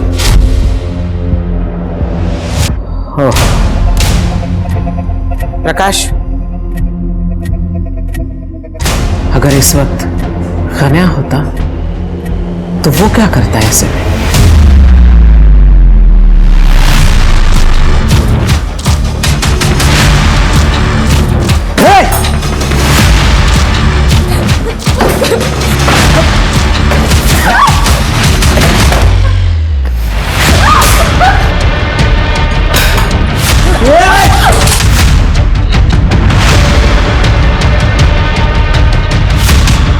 मत करो, मैंने पुलिस को कुछ नहीं बताया। पता है मुझे, लेकिन ये ट्रेलर था ताकि बच्चा होने के बाद भी तू किसी के सामने अपना मुंह ना खोले, वरना उसके बाद क्या होगा है समझाला तो होशियार है।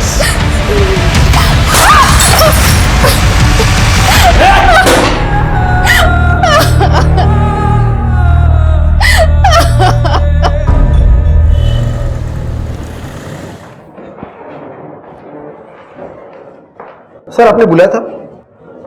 हाँ देशमुख साहब, इसमें लिखा है कि आशा परब के 3 बेटे हैं, गणेश, प्रकाश और अतुल, लेकिन अतुल का नाम कहीं मेंशन नहीं है। सर, ये अतुल थोड़ा अलग दिमाग का आदमी है और वो रहता भी अलग से। अलग से 2 नंबर का धंधा करता है? नहीं सर, इसके उल्टा। अतुल दरअसल एक आदर्शवादी, नेक और अच्छा इंसान है और यही उसकी प्रॉब्लम है।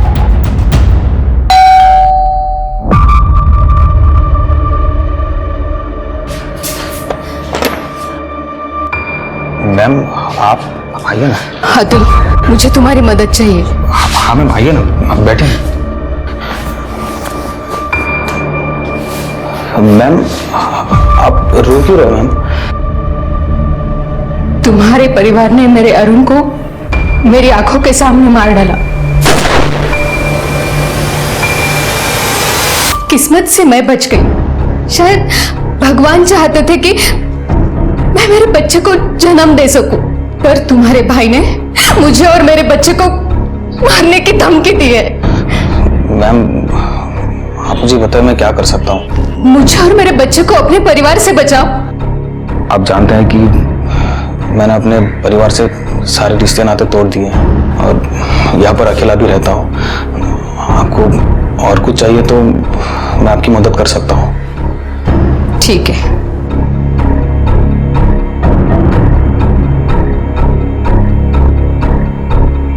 याद है तुम्हें अतुल, जब तुम 12th क्लास में थे और पूरे डिस्ट्रिक्ट में फर्स्ट आए थे, तुम्हें गोल्ड मेडल मिला था जिसे तुम मुझे डेडिकेट करना चाहते थे। तुम मुझे गुरु दक्षिणा भी देना चाहते थे, लेकिन मैंने कहा कि मैं समय आने पर तुमसे मांग लूंगी। हाँ मुझे याद है। अब वो समय आ गया है अतुल। मुझे और मेरे बच्चे को अपने परिवार से बचा लो अतुल। यही मेरी गुरु दक्षिणा है।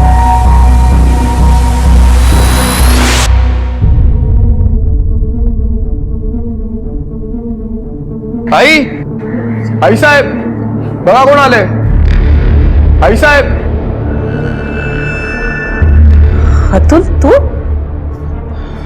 मुझे यहाँ देख के ज्यादा सोचने की जरूरत नहीं है। मुझे मजबूरी में आना पड़ा मीना मैम के लिए। अच्छा बस इतना ही बोलने आया था? 20 साल रहा तू हमारे साथ, लेकिन बात किसके लिए करने आया? उस औरत के लिए जिसके पति की वजह से ये तेरे भाई को, मेरे गन्या को पुलिस ने ठोका। क्योंकि आप लोगों के कर्म ही ऐसे हैं। देखिए मुझे है ना आप लोगों की बातों में पड़ना नहीं है और उनसे मेहरबानी करके दूर रहिए वरना वरना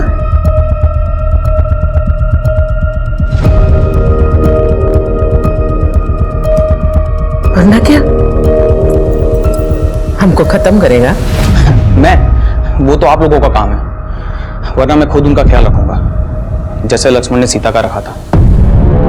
और अब मैं देखूंगा कि उनको कौन हाथ लगाता है।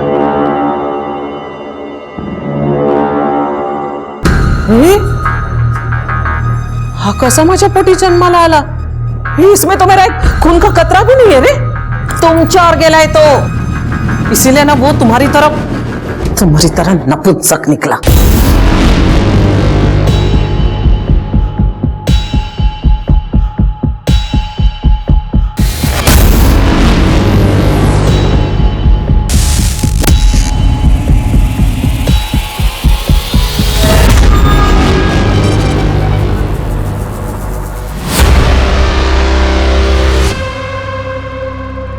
हाँ बाबू, आपने जैसा बोला था मैं मीना के घर पे ही नजर रखे हुआ था।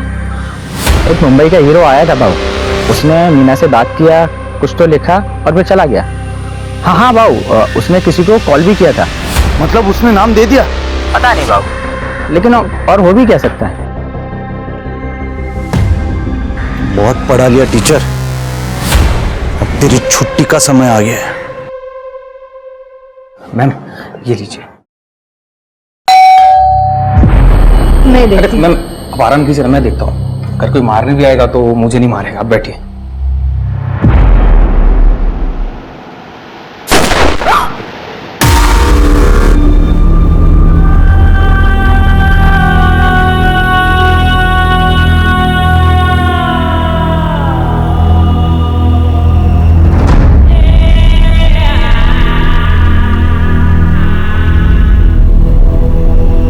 मेरा बच्चा किसने मारा?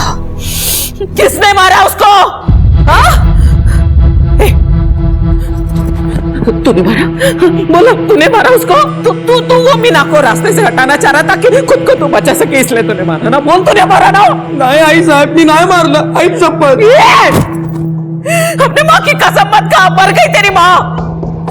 साला कौन करता रे? किसने तेरे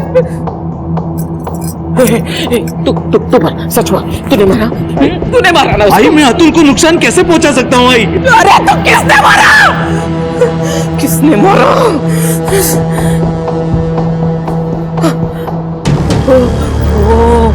वो ऑफिसर है ना, पक्का उसी ने मारा मेरे बेटे को। उमेश जल्दी आ, फोटो दिखा मेरे को, जल्दी आ, फोटो दिखा, वो फोटो दिखा। मेरे को मालूम है ये कौन है। ये देख, देखिए, मेरे को मालूम तो साले यही ऑफिसर होगा। जा उस रिपोर्टर को बुला। हाँ सर। अब इसको मैं ठिकाने लगाएगी। मीना के घर के बाहर सब इंस्पेक्टर शिर्के की मौजूदगी की खबरें दूसरे अखबारों की सुर्खियां बन रही थी। उनके पीछे रखी हुई गन की फोटो को हाईलाइट करके सभी जगह दिखाया जा रहा था, जिससे हंगामा खड़ा हो गया। इसका नतीजा यह हुआ कि मुंबई से आए हुए ऑफिसर्स की टीम को डिपार्टमेंट से कॉल आया। किस्मत से सब इंस्पेक्टर शिर्के के पास प्रूफ मौजूद थे कि वो अतुल की मौत के समय लोकल पुलिस स्टेशन में था। मुंबई से आए हुए ऑफिसर्स ने तुरंत इस केस को लोकल पुलिस से अपने हाथ में ले लिया और जांच शुरू कर दी। उन्होंने सीसीटीवी फुटेज चेक की, साथ में पूरे परिवार के मोबाइल डाटा और लोकेशन डिटेल्स को भी खंगाल डाला।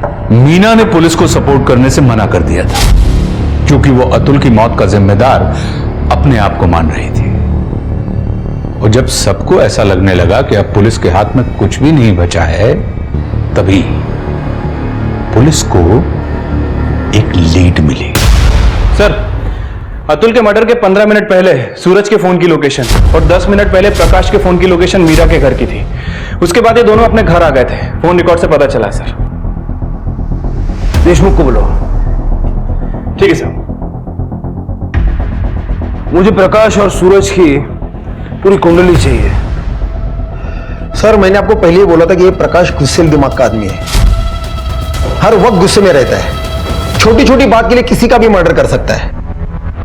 सर, ये प्रकाश गणेश को पसंद नहीं करता था, क्योंकि ये गणेश आई साहब का फेवरेट था, और ये भी पता चला है कि आई साहब के बाद वही गद्दी चलाएगा। लेकिन प्रकाश गणेश के अंडर काम करना नहीं चाहता था। सर, रही बात अतुल की, तो किसी की गिनती में भी नहीं आता था। हाँ, लेकिन सूरज वो जल्द से जल्द गद्दी पाना चाहता था। बाकी सबको पता है कि वो एक नंबर का आईएएस और लड़कीबाज आदमी है। तो प्रकाश ने अतुल को नहीं मारा? इससे क्या होगा उससे? इससे अच्छा वो आई साहब को मारता। और सूरज? सर, सूरज आई साहब के भाई का बेटा है। भाई की मौत के बाद सूरज को आई साहब ने छत्र छाया में लिया था।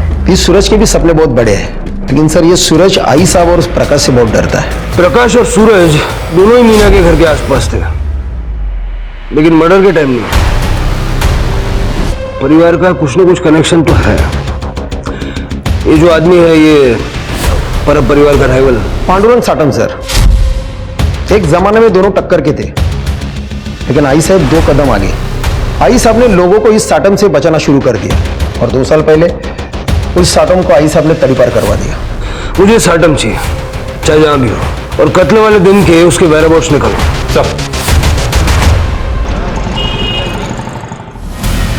सर, मैं रमेश पावड़े, नेहा का चाचा। सर, ये लोकल मैटर है, इसे मुझे हैंडल करने दें। परब परिवार से जुड़ा हुआ कोई भी मामला लोकल नहीं है। हाँ, तो आप क्या कह रहे थे? प्रकाश परब ने नेहा को किडनैप किया, लेकिन वो ऐसा क्यों करेगा? सर, ऐसा है कि मेरे भाई और मेरे भाभी की 10 एकड़ जमीन थी हाईवे के पास, और जैसे ही डेवलपमेंट की अनाउंसमेंट हुई तो आई साहब वो जमीन 1 लाख रुपए को खरीद करना चाहती थी। तो भाई ने ना कर दिया, तो आई साहब हमें बार बार धमकाने लगी। सर, हम यहाँ कंप्लेंट लिखवाने भी आए थे देशमुख साहब के पास। आई साहब ने हमारे भाई और भाभी को मार डाला। वो तो किस्मत अच्छी कि नेहा हमारे घर थी, इसलिए बच गई वो। प्रकाश ने जब से उसे देखा था ना, उससे वो शादी करना चाहता था। सर, आप ही बताइए, जिस लड़की के माँ बाप को जिसने मारा है, उससे वो शादी कैसे करेगी? इसलिए प्रकाश ने नेहा को किडनैप कर लिया। साहब, 1 महीना पहले घर में जबरदस्ती घुसकर नेहा को उठा के ले गए। आप अब आ रहे हैं 1 महीने बाद? सर, पहले हम लोग बहुत डरते थे, लेकिन जब से आपने आई साहब के लोग और आई साहब के गुंडों को मारा है ना, तब से हमारी हिम्मत बढ़ गई। अब तो आप ही प्रकाश को मारकर नेहा को वापस ला सकते हैं। सुपारी के लिए नजर आ रहे हैं हम। ये पुलिस स्टेशन में आप लोग सुपारी देने के लिए आए हैं? नहीं सर, माफ कर दो सर। साहब, अगर कोई नेहा को बचा सकता है तो आप ही हैं। तृप्ति, इनकी सारी डिटेल्स ले लो। Yes sir. नेहा पावड़े? सोचने दो मेरे को। यहाँ पावड़े नहीं, ऐसा कोई नाम भी नहीं सुना मैंने, और मेरे घर में होने का तो सवाल ही नहीं उठता।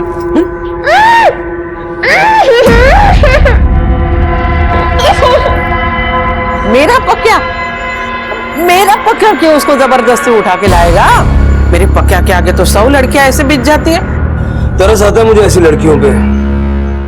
नेहा के चाचा ने FIR किया, आपके घर की तलाशी लेनी होगी, पूरा घर चेक करो अच्छे से। एक मिनट, वारंट है? नहीं ना? क्या है ना इंस्पेक्टर साहब, थोड़ा बहुत कानून मैं भी जानती हूँ। माहिती ठेवा भी लगते हो, और अच्छा नहीं लगे ना मेरे पंटर लोग जो है ना मुंबई की हीरो को ऐसे कॉलर से पकड़ के ऐसे फेंक देंगे तो बेइज्जती होगी तुम लोगों की। अच्छा तो नहीं लगे।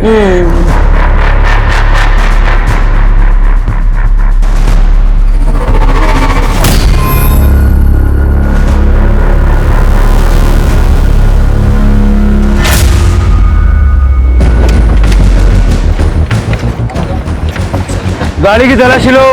क्यों? अबे शराब है तुम्हारी गाड़ी में। मैं कोई ऐसे वैसे काम नहीं करता। अच्छा आओ देखते हैं। आइए, देखिए, देखा कोई शराब वराब नहीं है। तो कहाँ है? नजर नहीं आ रही क्या? बिल्कुल नहीं। अरे हटो, ये क्या कर रहे हो? अरे ये क्या दिख रही है शराब? ये सही नहीं कर रहे इंस्पेक्टर। फोटो खींच। अरे ये क्या कर रहे हो? अरे केस, गाड़ी का नंबर, मुद्दा माल, इसको अरेस्ट करो और इसके घर का सर्च वारंट निकालो। ये सही नहीं है इंस्पेक्टर।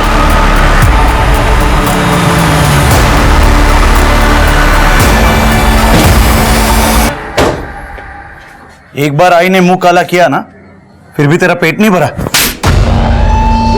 ये पक्या रुक जा। अगर इन लोगों ने दोबारा यहाँ आने की हिम्मत की है, इसका मतलब ये पक्का वारंट लेकर आए।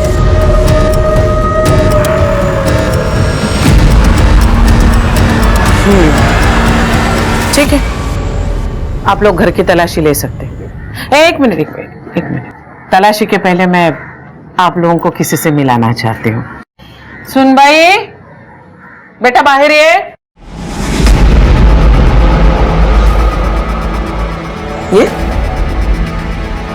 ये देखिए, ये है हमारी सुनबाई, पक्या की बाई को, नेहा परब। एक मिनट इनसे बात करो।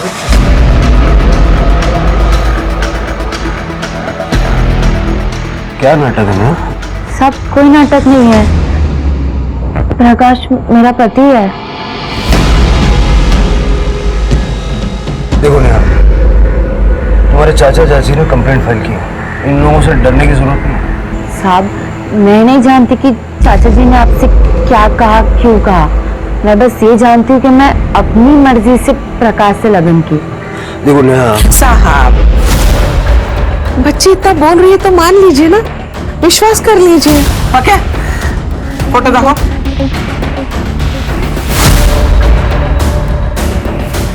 बघा, लग्नाचा फोटो। मुझे ये फोटोज चाहिए। हाँ, क्यों नहीं, मिल जाएगी, लेकिन शादी का सर्टिफिकेट आने के बाद। मैं तो कहती हूँ सर, आप अगर 1 महीना पहले आ जाते ना हमारे दशक में, तो शादी में भी शामिल हो पाते, साक्षी बन जाते आप शादी की। फोन दीजिए।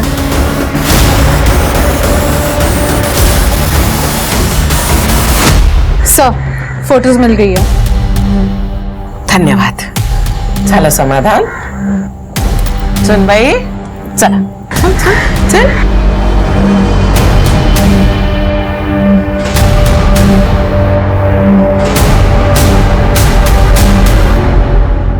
पावड़े दंपति को ढूंढो। अगर नेहा का ये हाल है तो हो सकता है कि प्रकाश या आई साहब ने उनको किडनैप किया। Yes sir. मुझे ये नहीं समझ आ रहा है कि नेहा ने ऐसा क्यों कहा कि वो अपनी मर्जी से शादी करके वहां रहती है। और उस फोटो वाले पंडित को भी ढूंढो।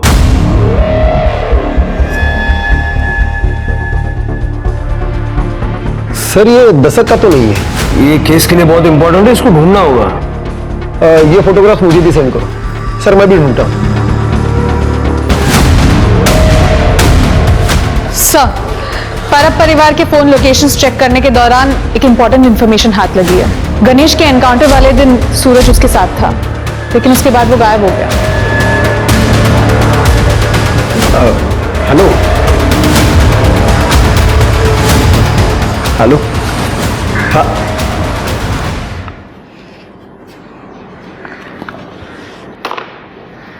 मैंने डायल किए, बात कर रहे थे। तृप्ति ने जो कहा तुमने सुना ना? अब बात करते हैं।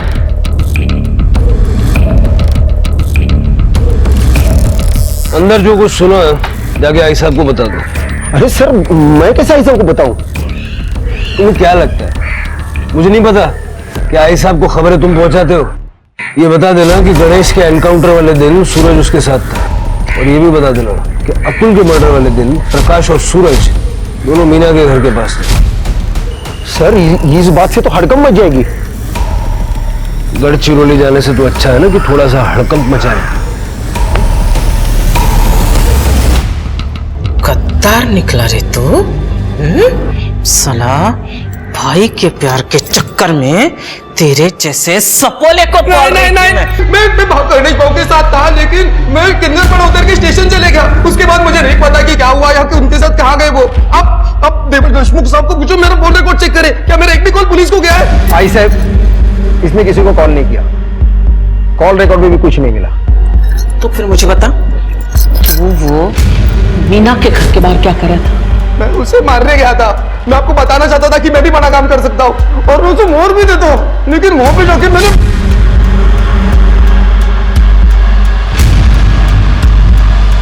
मैंने अतुल भाव को देखा।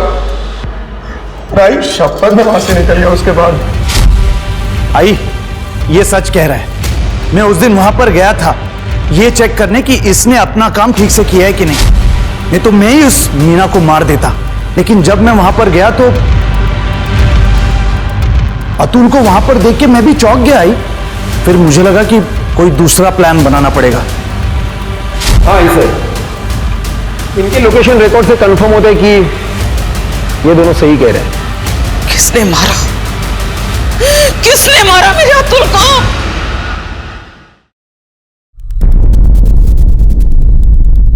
मैं पांडुरंग साटम। भले ही मेरी परब परिवार के साथ में दुश्मनी हो, लेकिन मैंने परब परिवार के किसी भी आदमी को और उनके गुंडे को नहीं मारा है। परब परिवार ने न सिर्फ तुम्हारा बिजनेस छीना, बल्कि तुमको तड़ीपार भी करवाया। इसीलिए मैं उनका बिजनेस धंधा डुबाना चाहता हूं। इसीलिए मैंने अरुण जादव को पैसा देकर उनके खिलाफ आर्टिकल लिखवाने को लगवाया और बाद में अरुण को मरवा दिया ताकि आई साहब को फंसा सको। मुझे मरवाना होता तो मैं डायरेक्ट आई साहब को मरवाता था ना। अच्छा था मेरे लिए, उनकी बादशाहत भी खत्म हो जाती और उनका धंधा भी मेरे हाथ में आ जाता। जब तक इन्वेस्टिगेशन खत्म नहीं हो जाती, साटम को कस्टडी में रखो। सर, अरे मैंने क्या किया साहब? चलो, पण माझं काही सर।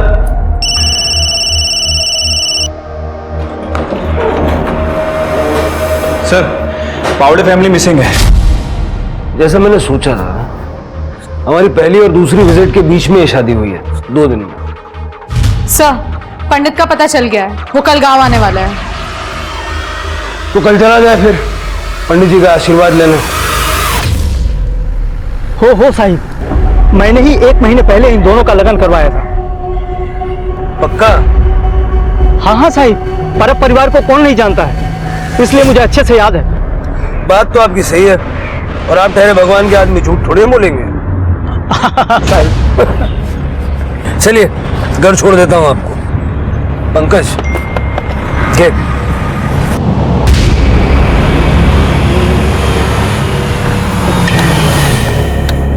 चलो,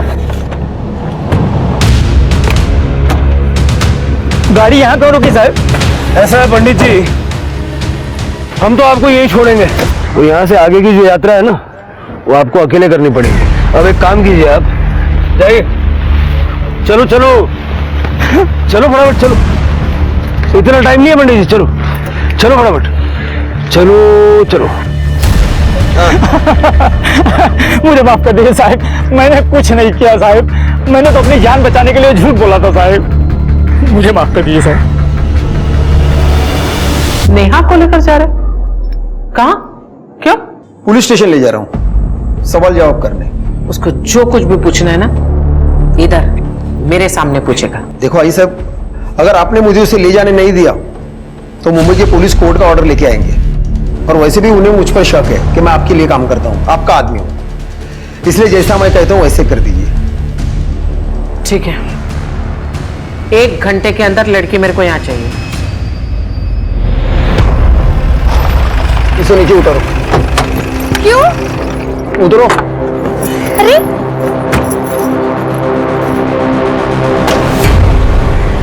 चलो उस गाड़ी में बैठो। लेकिन क्या हुआ है? जैसा कहा जा रहा है वैसा करो तुरंत। चलो चलो।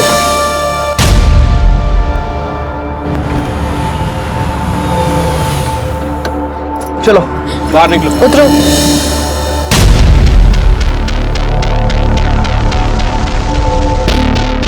तुम जा सकती हो। नहीं नहीं, आप लोग मुझे मार दोगे ना? साहब आई एम सॉरी, मुझसे गलती हो गई। वो लोग ने मेरे को मजबूर किया था झूठ बोलने के। हम जानते हैं तुमने कुछ गलत नहीं किया, इसलिए तुम अपने चाचा चाची के पास जाने के लिए आसान। आपने ढूंढ लिया उन लोगों को? वो सुरक्षित है और तुम लोगों को आई साहब से डरने की जरूरत नहीं है। आई साहब की बादशाहत अब चंद दिनों के मेहमान है। Thank you sir. जाओ।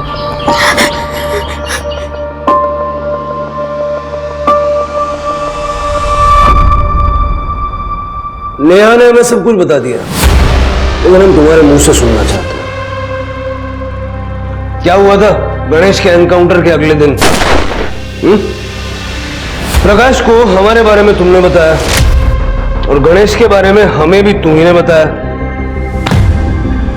कैसे कर लेते हो ये बैलेंसिंग एक्ट? हाँ सर, उस दिन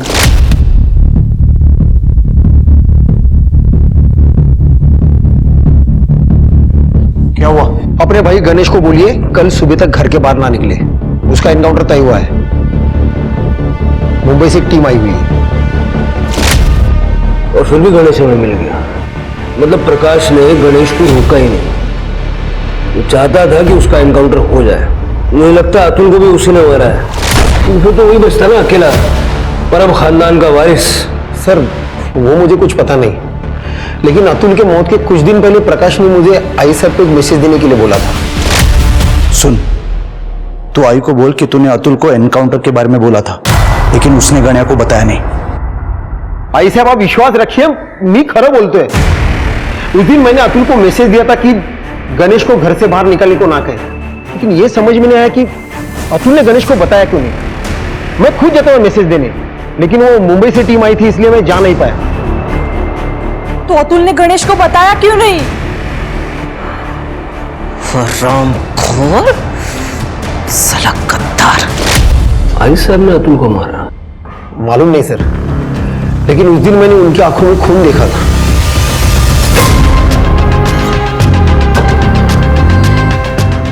उसके मोबाइल का लोकेशन तो ये बता रहा है कि वो पूरा टाइम घर पे थी।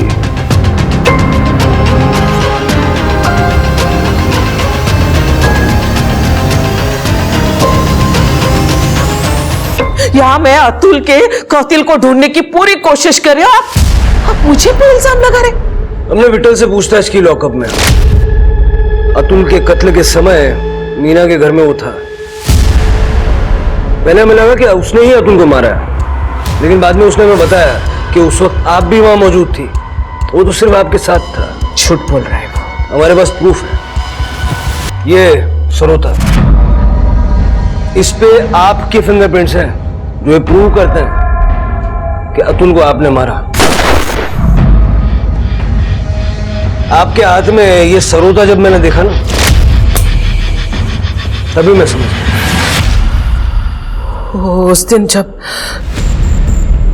देशमुख ने मुझे बताया कि अतुल ने गण्या को उसका निरोप दिया ही नहीं, जिसके कारण मेरे गण्या का खून हुआ, तभी मेरा माथा ठनका। तभी मैंने सोचा कि अतुल को उसके किए की सजा मैं देकर ही रहूंगी। मेरा फोन घर पे था, इसलिए मैं वैसे ही चली गई विठल के साथ। शायद ये अड़किता उसी वक्त मेरे हाथ से गिर गया होगा, लेकिन मुझे लगा कि शायद ये बात पुलिस के नजर में नहीं आया, इसलिए मैंने राहत की सांस ली और ये ये नया हड़कित्ता लेकर आ गए। बात तो आपकी सही है। जब हमने अरुण का घर सर्च किया तो हमें कुछ नहीं मिला। बाद में हमें फोटो में ये सर होता दिखा, तो हमने उसे ढूंढ लिया। एक और बात, गणेश के एनकाउंटर के बारे में देशमुख ने अतुल को नहीं, प्रकाश को आगाह किया था।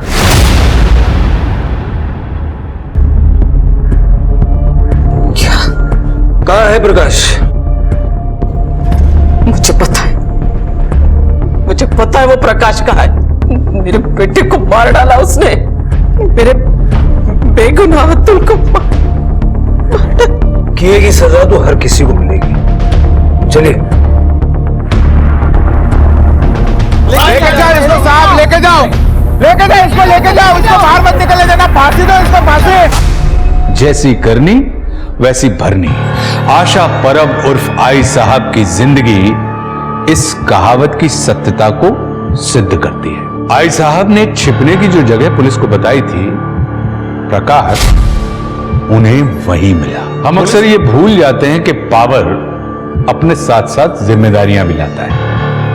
पावर का सही इस्तेमाल करना बहुत जरूरी है, इसलिए अपने फैसले सोच समझ कर लीजिए, क्योंकि आपके फैसलों में दुनिया बदलने की ताकत है और यही आपका असली पावर है। अब मैं आशुतोष राणा विदा लेता हूं आपसे। हम फिर मिलेंगे एक ऐसी ही कहानी के साथ जो आपको रखेगी सतर्क और जिंदगी को सुरक्षित। तब तक अपना और अपनों का ख्याल रखिए और देखते रहिए क्राइम पेट्रोल सतर्क। जय हिंद।